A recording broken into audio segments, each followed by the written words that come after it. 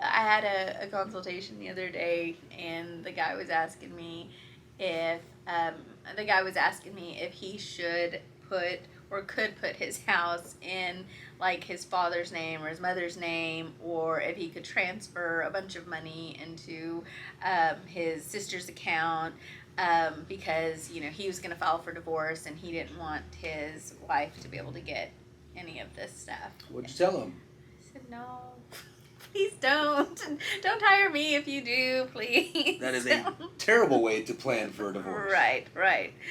But what we're going to talk to you about today is good ways to plan for the divorce, right? We're going to give you 10 tips on how to financially plan for your divorce, and not do things like this guy did.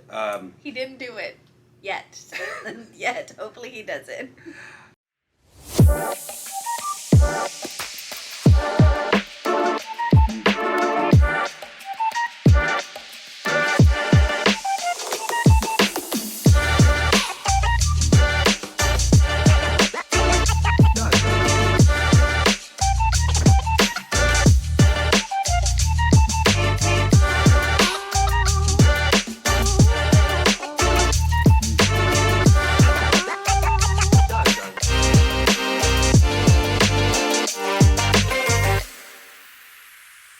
So, welcome to the consultation. My name's Josh Floyd. This is Christina Jimenez.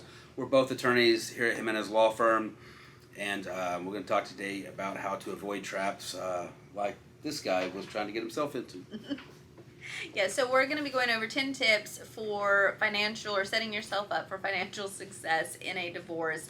And so the first tip, I think, is pretty obvious to most, but we'll say it anyway, and that is to find a good divorce attorney. Okay? And so we say this all the time on this show, that hiring local counsel in your county, who's familiar with this court, and who knows family law, is something that will make or break your case. It's probably the most important decision that you are going to make. I think that it's important that you vet this person, that you feel comfortable with this person, and that you check their credentials. Because a lot of times what will happen is people will just kind of go in and hire the first person that they see on Google, because they're scared, because they're desperate, and it ends up being a huge mistake. And you're talking about an attorney that's familiar with that court. I'm not going to name jurisdictions, but there's some counties we will not practice in, because when we go, it's not good for our clients. Like this particular county or counties, will stay vague. If you don't have an attorney from that area, you will get your ass handed to you. Well, and that's, we call it being hometown, right? Being hometown, yes. And so there's areas we don't practice in because we don't like to lose, right? It hurts our pride, but two, it hurts our clients. More importantly, our pride. So yes, an attorney from your area, but also one that practices in the area of family law, because there are a lot of good attorneys out there. They're really good at what they do. Really good criminal defense attorneys, really good civil litigation attorneys, maybe really good in the courtroom. But when it comes to the policies and procedures of operating in a family law court and under the Texas Family Code, it's completely different, right? Although we do follow the Texas rules of evidence and the civil rules, Texas Rules of Civil Procedure, there's a whole family code section of it that they may not be familiar with, and so you've got to get somebody in that area that practices family law and vet them. That's important. Make sure you get along with them. And this is a financial tip because, that's not always going to be the cheapest attorney, right? And it's not always going to be the most expensive, right? That whole you got to spend money to make money, right? If you want to make sure that your assets are protected. Don't be crude. I don't know what you're thinking, but well, so it could be assets or just ass protected. Either one would work there. Then get an attorney that has the experience to do it, despite what it costs you. So, it's kind of interesting to me because I guess since I've been in this business for so long, it kind of just comes, naturally to me is like, who would I choose, right? or who would I advise a family member or a friend to choose, right? And I had a friend who had called me and said, hey, I'm going to be going through this divorce, and so, can you help me? And I said no, because I am not familiar with that particular jurisdiction, and I don't want to do a disservice to you, and so you need to hire someone local. I would recommend that they are board certified in family law, if at all possible. I would recommend that they have several years of experience, and you need to consult with a few different attorneys to make sure that you find the best fit for you, right? So I give her this criteria. I call her a couple days later and I say, like, hey, who'd you find, or have you set up any consultations? And she gives me the list, and I was just like, no, this is like not who you should hire. And I could tell based on their reviews. I could tell by the number of years that they'd been practicing. In a couple of the instances, they had been practicing like way too long. And so my concern is are they going to have the ability to adequately represent you? Too much experience. I mean, yeah. So you're overqualified, sir. This is the thing. Some of them were, outrageous from an hourly rate perspective. So we go through and we start actually vetting and looking, and I go through and I say, here's who the top 2 that I would recommend that you consult with.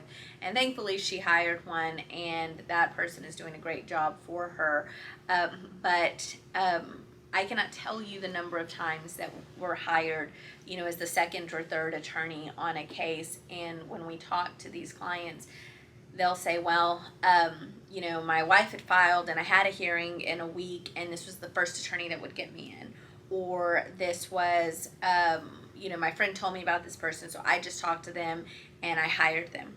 And they did no independent research, no vetting, no consultation with the attorney, right? And they hire them, and then this person just completely screws them over. And to come back from that, guys, is so difficult, and it costs you so much more money than if you had just taken the time to hire the right attorney to begin with.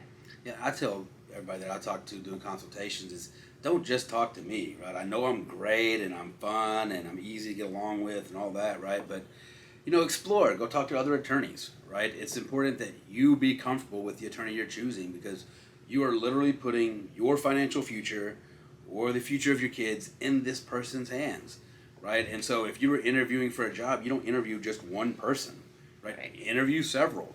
Make sure the person that you choose you are comfortable with, and you're comfortable they're capable of handling your case. When you were talking about the overexperienced person, that's real, right? I mean, there are attorneys that have been practicing for 50 years, but they're not staying up to date on the law, right? They don't have the drive it's going to take to handle these complex cases. And we have some that have been practicing a long time that refer us a lot of cases because they don't want to deal with these complex issues anymore. They just don't have the drive, the determination, the energy, because it's a lot. It's a lot, yeah. And I have had it happen before in a consultation where I'm talking to someone, and as I'm talking to them, I can tell that they're not listening to me. They are, for whatever reason, not taking my advice to heart, not trusting what I'm saying. And in those particular situations, I'll tell them, like, I don't know that I'm going to be a good fit for you, right? Because my ability to help you is only as good as your ability to follow my advice. And I can tell just from this, our consultation that you're not going to be capable of doing that, and so you really need to think long and hard if I'm the right choice for you, right? And I don't think that I am. I've had those tough conversations with people, because at the end of the day, our goal is to make sure that we are helping people and we're doing good by people, and we can only do that if there's a connection, if there's some trust, and the ability to effectively communicate on both sides. Right? And man, have we made some misjudgments on those. Sometimes. But it's like I always say, we're not representing bad people, right? They're just people that are going through a really bad time, and they're not going to be the best version of themselves. And so we have to be patient, we have to be understanding, we have to be empathetic. I get probably 1 or 2 calls a week of, hey, Christina, I'm sorry. I know, like, I was a jackass last week, or I did something that I shouldn't do. And it's like, listen, I'm not judging you. It's not my job to judge you. It's my job to help you. And so thank you for the apology. It's not necessary. Let's keep moving forward, right? So don't be so hard on people. So number 2. Number 2 is a good CPA, right? So you're going to need to get tax advice. There's a lot of tax implications that come from going through a divorce. Not just filing status, right? But it can be as difficult as things like which property to sell and how's it going to impact my income and what tax rate am I going to be at, and all that good stuff, right? And so we know just enough to be dangerous. Most of the times we won't even tell you what we know because it could be wrong. I always heard that knowing a little bit of a law is a very, very dangerous thing. Right. And so if we don't know what we're talking about, we will refer you to somebody that does. And in this area, don't rely on us for tax advice. Hire a tax attorney or CPA, whoever it is that you want to talk to give you tax advice. Very, very important. So I'll say that when we have our high net worth clients, right? So a lot of times we're dealing with clients that have several homes, they have several vehicles, they have, stocks, they have retirements, they have all sorts of other assets. In those particular cases, every time I'm talking to the client about the division of the assets or evaluating the assets, typically I will have the CPA on the call with me to say, okay, why is this important? Why do you think we should keep this asset? Why should we dump that asset, right? Because this is literally a situation where I don't know what I don't know, right? And so I need their help to say, well, hey, Christina, this is why this particular issue is important. And so we don't always do that, right? And it's not always necessary because sometimes it's a house and 2 cars and a retirement account. Those issues, those are simple. But in these very complex divorces, you have to make sure that you have that person that comes in and tells you, here's the best way to attack this. And even if you're one of those clients like I would be, one of the low net worth clients, you should still seek advice because simple things like claiming the children, child dependency credit, how's that going to affect me? Head of household, single filing married or jointly, all that good stuff, right? There's a whole bunch of them. So all those little things, they won't be as involved as these types of CPAs on the high net worth cases, but you still need to get advice on how to handle your taxes going forward and how that's going to impact you. Yep, absolutely. Number 3. So number 3 is gather and prepare financial information. And so I think this is so super important. And a lot of times where this will come up, it's during a consultation, right? So I'm talking to someone and I'm like, okay, well, how much do you owe on your house? Well, I don't know. Well, whose name is your house in? Well, I don't know. Does your husband have a 401k? I think so, but I don't really know.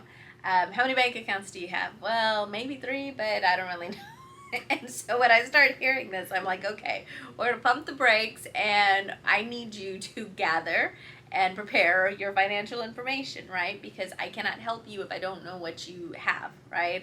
And so it is sometimes very easy. And I love when I have these clients who are like, here's all of our accounts. I've listed them all out. Here's the values. Here's what we owe. And they have a very, very tight grasp of what their property is. You mean that one time that's happened? Well, yeah, it's far between, unfortunately. But when that happens, it saves them so much money in attorney's fees. And it simplifies the issues very, very nicely for us. Yeah, I mean, this is information that we're going to need, and if you don't get it for us, then you're going to pay us by the hour to go obtain it and send out subpoenas or whatever it is that we have to do, because it's our job to represent you, right, and to put you in the best position possible. And if you're not giving us the information to do so, 1, we either just have to leave you in a bad position, or 2, go get it ourselves, and we'll go get it ourselves, but you're going to have to pay for that. Yeah, so we had a client several years ago that when she came to me and we did the consultation, she kind of told me her situation, and she knew really nothing. But what she did know, because her husband had thrown in her face several times, was that their home that was worth over $1 million and their business that was bringing in probably over $1 million a year, that he had conveniently put both of those assets into his father's name. And he had basically threatened her on numerous occasions that when we get a divorce, you're going to be homeless, you're going to be out on the streets, you're not going to have anything, because everything's in my father's name. That's rude. That was not very kind. Yeah.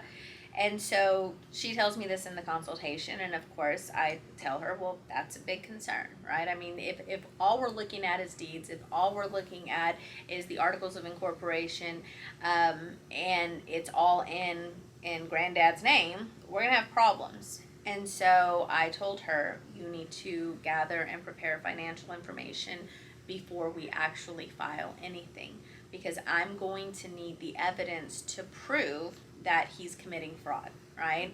And so, she and I met repeatedly where she would bring me a document and I would say, well, that's not going to be enough. And she would say, bring something that's still not going to be enough. And so, finally, it did get to a point where I was like, this is what I needed. Thank you.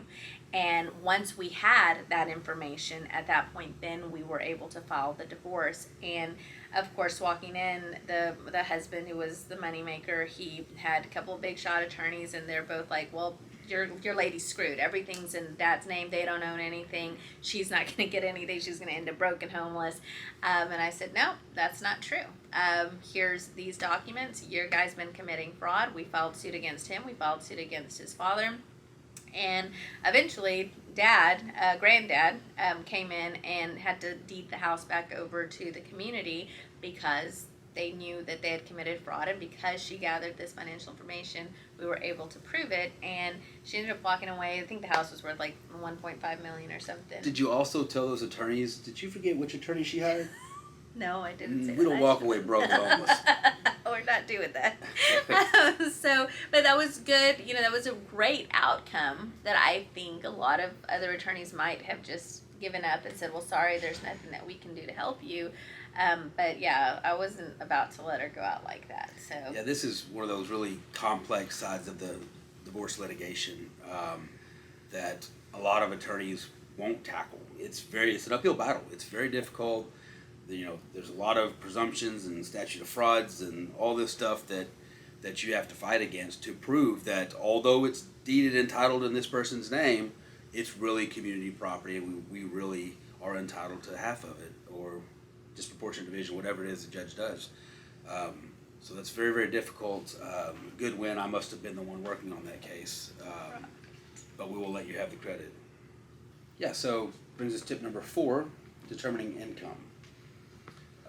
Sometimes this is easy. Sometimes it's very, very difficult. Generally, if they're W-2 employees, whatever, then it's usually pretty easy. You get a W-2 at the end of the year, and there's the income, right? Sometimes when there's businesses, like you were talking about earlier, it can be very, very difficult to determine the income. But that's important for a couple of reasons. One is that, you need to know where you sit financially right now, how you're going to look in the future. And it also plays a role in the property division, how we're going to divide the property to make sure that at the end of all this, you can still survive. Yeah, and so one of the other tools that we use when we're going through the financial process is this document called a financial information statement. Okay. It's another spreadsheet that I've created. I spent countless hours creating this particular spreadsheet. I'm the Excel master in this firm. I believe you're locked out of making changes on this. I don't think I have the password to make changes, but we have this really fancy spreadsheet in our office. It's called a financial information statement, and we basically evaluate all income, we evaluate all expenses, and so sometimes when we're going through the income, we use the W-2 wages or the 1099s, like all that stuff's somewhat easy. But the other thing that we start looking at is, okay, well, are we going to get child support, right? And so we're going to put that into the income bucket? Are we potentially going to get spousal maintenance? And if so, what do we realistically think that's going to look like, right? And then we start running, different numbers of, if we're not going to get child support, what if we lose? What if we have to pay child support? What if we have to pay spousal maintenance? What's the impact on that? What if we're going to have to split the income from the business because our wife is a 50% owner of this LLC and she has been, an integral part of it? There's all sorts of different factors when we're determining income. I would say one of my most favorite things, and one of my biggest pet peeves, is when I have a small business owner that comes to me that does not use QuickBooks, that does not have a bookkeeper. Oh, God. It costs them so much money for us to go through and look at this stuff. And I tell all of them, take this, and here's the name of a good bookkeeper, go and pay them, and you should have your books in order, right? I mean, just in general for taxes, but I would say about 50% of the time, they don't have a bookkeeper, they haven't done their taxes in years, they're commingling personal expenses with business expenses, they don't have any records of income, of invoices from their own customers, they're not accurately tracking their expenses, and it's a freaking nightmare because the court's going to look at this, right? And they're going to say, well, based on, the fact that you have $200,000 going into your account each month, I'm going to max you out on support. I'm going to max you out on spousal maintenance. When in fact, at the end of the day, that person could maybe only be taking home $7,000 once all of the expenses are paid, and now they've gotten completely screwed when we walk into that courtroom because we don't have that income information. Yeah, and one of the things that's really irritating to me, so if you're a current client, listen. If you're planning on being a client, also listen. Is this whole gathering documents, tip number 3, and then determining your income is so important, and we have so many people that half-ass it, right? That provide us, just go through it real quickly to turn something in, right? And we're only as good as the information we're provided, right? We make strategic decisions off of this information that's provided to us, right? As far as your assets go, the financial information statement, right? When you provide us with information, we assume it's correct, and we make decisions based off of that. And when we're in the middle of it, either preparing for a hearing or whatever that we've set based on this, and we're like, oh shit, this isn't correct, right? Or whatever, it's terrible. Right. Terrible. So please provide good information. Take the time. It's a long, tedious process. I know it sucks to go through and get all the records and all that, but it's so important for the outcome of your case and to help your attorney prepared to put you in a position that you need to be in. Well, and it always, when you don't do it, it's always going to cost you more money. It's going to cost you more money for your attorney, and it's going to cost you more money to pay the other side because the numbers are not going to be accurate. And, the problem is when you don't have good records, and you walk into that courtroom and we're trying to present, like, listen, judge, I know, it said $20,000, that was deposited, but he really only keeps $5,000. If I don't have good records to actually back that up, the judge may have a difficult time believing that your testimony is credible, which means you get screwed, right? And inevitably, the other side will always come in with some sort of document or some sort of record to say, no, he actually keeps $30,000 each month. And if I don't have something to refute that, then we're going to have issues. So annoying. And Don't timely. Lord, I don't know how many times I get, here's, 200 pages of bank statements the day before a hearing. Like, what in the hell? I have other cases. I have other clients. Right? I don't have time to go through 200 pages of your bank statements the day before a hearing, right, to figure out if I can use them, how I can use them, to get the information. It's absurd. Please just turn the stuff in like you're supposed to. It'll help a great deal, and it'll save you a lot of money. Right. Absolutely. So, tip number 5? Okay, we probably should have numbered. Yeah, our little list is a little difficult here. We had producers that would number it. Yeah, they did dashes, and so we're having to count the dashes to see what number we're on. We're on number 5. Okay. Okay, so tip number 5 is make a post-divorce budget. So this is hard, but we do it. I mean, when we do financial information statements, we always have to kind of talk about, okay, what are your expenses going to be during the divorce process? What are your expenses going to be after this process? Are you going to purchase a new home? Are you going to buy an apartment? Are we going to sell our $1,500 a month car? Are we going to liquidate an asset to keep that money to put it towards a new purchase? But you have to know where you're going so that we can help you figure out a way to get there, right? And it's hard to do that because I don't think people really want to think about that at all. Yeah, and I'll say, guess 80% of the time when you do your first post-divorce budget, it's going to look a lot like mine, like way out of whack, right? You're spending way more money than you're bringing in. But you may have, like you said, a car that you're paying $1,000 a month on. You may have a house that you're paying $3,000 a month on. You may have medical insurance you're paying a lot of money on. And so use this time throughout the process to dwindle those expenses down, to get your budget in line before the divorce is finalized. And we, as the attorneys, can help do that, right? We can help make arrangements to dispose of that $1,000 a month vehicle, or set you up in a position where you're not the one taking the house and the mortgage payment if you can't afford it. Post-divorce budget, use that time to get it in line, and it helps us divide the property in a way that will help you be able to survive post-divorce. You made a good point about I usually do that. Health insurance. That is actually something that a lot of people don't really think about, but I think it's something, as I've gotten older, that I care a lot about is health insurance. And a lot of times when people are going through this process, they don't think about, well, my spouse carries my health insurance, and maybe I have my own business, I'm a 1099, and I don't have the ability to get insurance through my employer, right? And so sometimes we have individuals who say, I have this, surgery that I've maybe been postponing because I didn't want to have to deal with it. But now I'm going to have to go ahead and do this because I know this onset of divorce it's going to come, and so I need to get that out of the way because I won't be able to afford it afterward, right? There are some COBRA provisions that we can implement in the divorce decree, but it's very, very expensive compared to what your spouse is likely paying right now, right? And so those are just things that a lot of people just don't think about, because when you're in a marriage and everything's going well and everybody's happy, we kind of take those little things for granted, right? Yeah, and if it's a situation where you don't have any other insurance available, right, if you talk to your attorney about that, there's things they can file with the insurance company where they have to pull you off of that policy but provide you with the same insurance policy for like a year or something like that.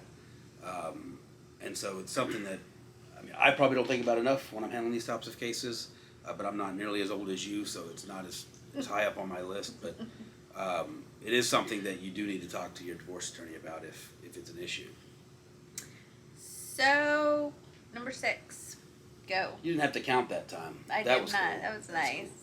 Cool. Establish new credit before the divorce. This is kind of difficult. So, I guess the goal at the end of the divorce would be for you to be able to live on your own, right? And this is a lot, I guess, with stay-at-home moms, things like that, where generally we'll see it's husband that's got everything in their names, they have all the credit, and the stay-at-home mom hasn't had any need for credit, but will soon have a need for credit. And so, taking out credit cards or various loans, there's people that can help you build credit, but it's something you need to start thinking about before. That way, by the end of the divorce, you're able to either refinance that home or refinance that vehicle or go buy yourself a new home, start a new life.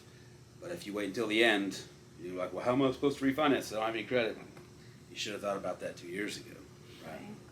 And those are always just very, almost heartbreaking situations when we're consulting with someone and they are literally in a financial position where they can't leave because of things like that, right? there's things that we can do to help. I mean, we can, depending on how long you guys have been married or if there's been family violence or things, to try to get you spousal maintenance to kind of help financially. But I mean, if you don't have the ability to acquire assets because you don't have credit, it's going to make it very difficult for you. So again, going back to finding a good attorney, I have had several consultations where I talk to people and they kind of say, I haven't worked in all these years, I don't have any credit, don't have any savings, I don't really have anything, I don't know anything, and I will tell them you have to wait and you need to get a job, you need to get a credit card, you need to see if you can purchase a new vehicle, you need to start building this stuff up, because you may want a divorce now, but you're most certainly not ready for that process, and so you got to stick with it a little bit longer until we can make sure that you're okay. And a little cautionary tip here is we're talking about pre-filing, right? Because post-filing, there's restraining orders and injunctions that are put in place that may prevent you from being able to obtain a credit card or a new line of credit or new debt or whatever, right? So what we're talking about is before filing. If it's after filing, talk to your attorney, make sure there's nothing in there that would prevent you from being able to do that. Correct. Number 7. Yes.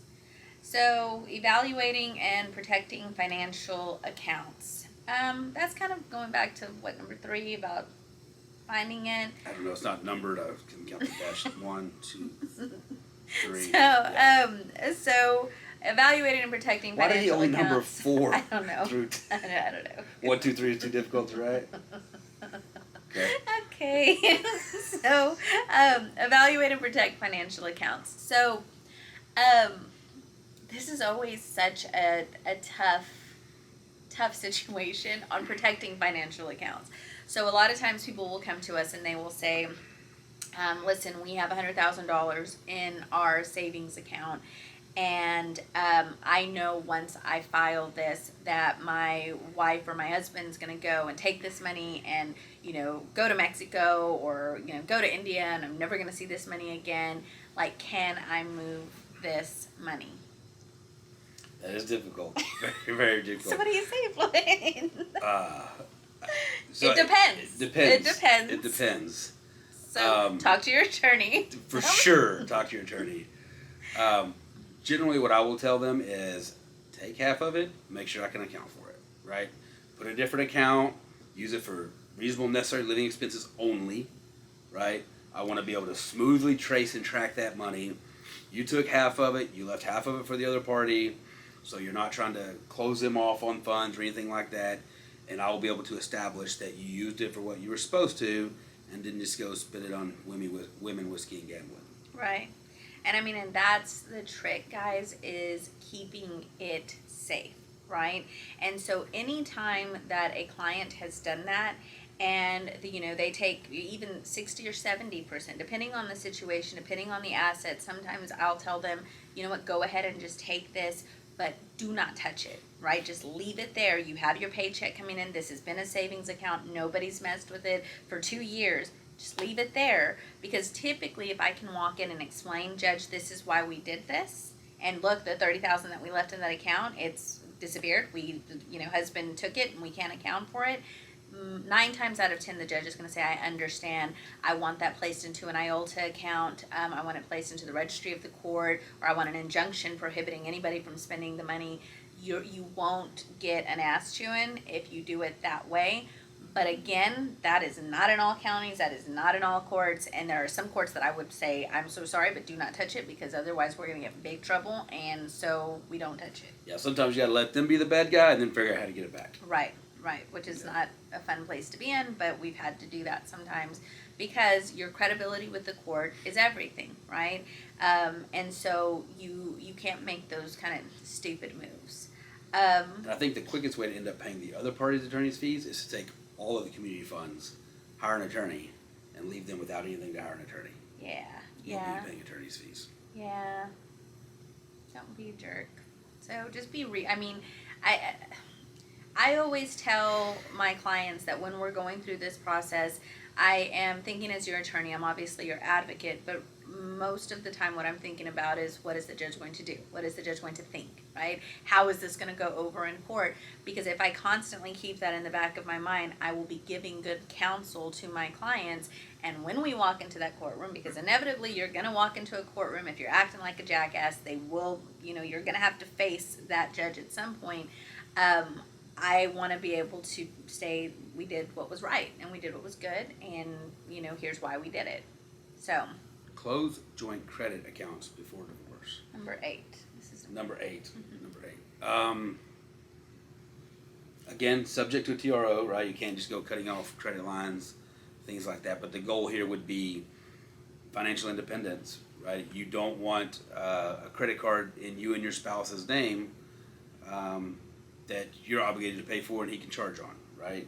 Something like that. So, again, get with your attorney. You want to strategically do this to where you're not putting yourself in a bad position in front of the judge or not looking like a jackass.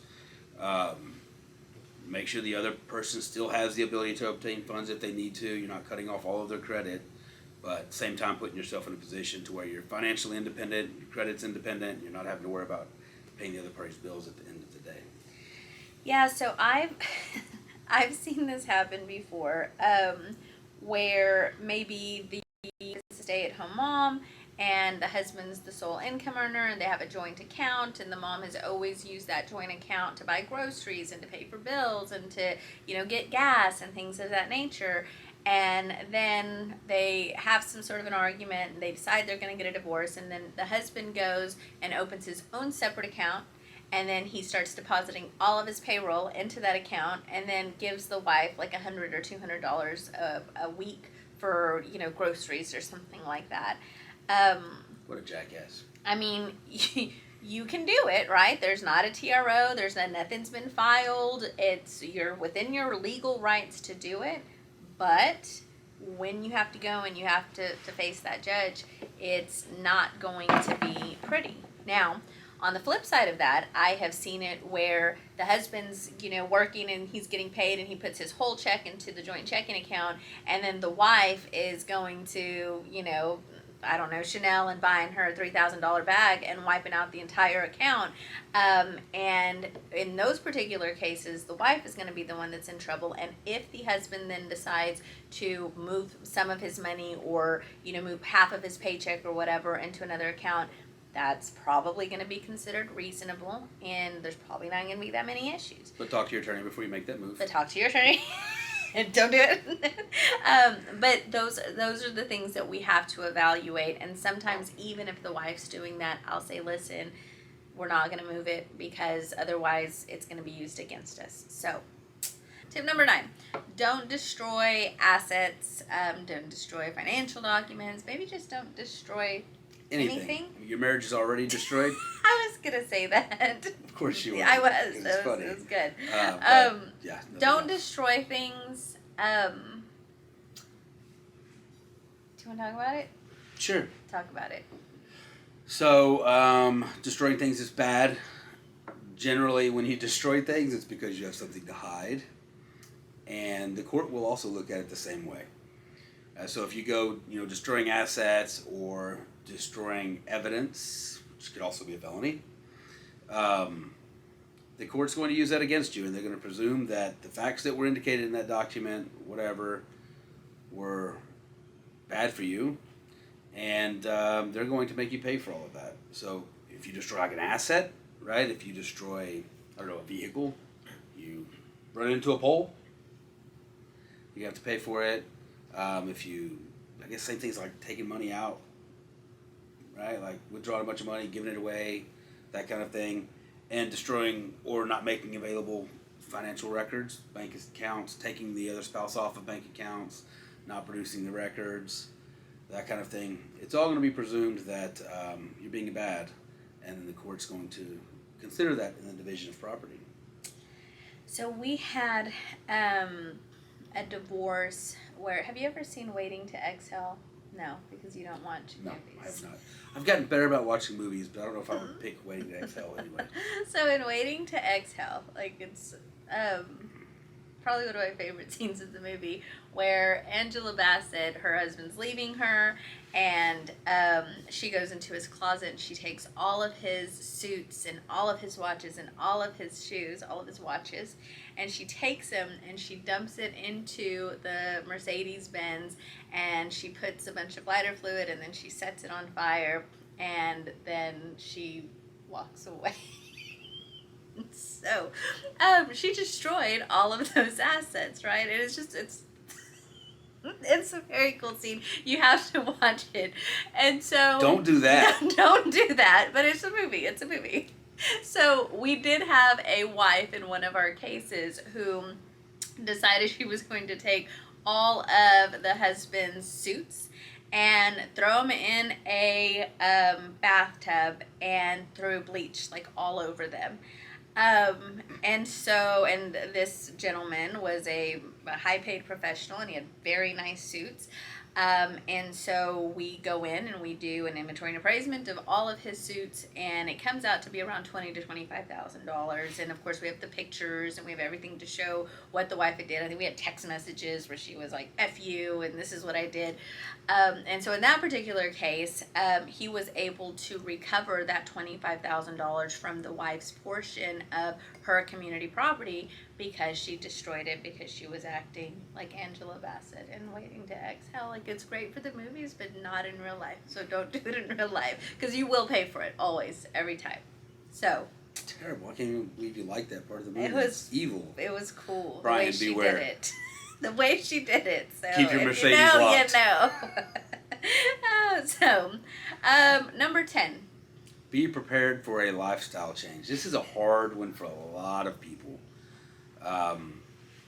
Particularly when you have two incomes, going from two incomes to one income.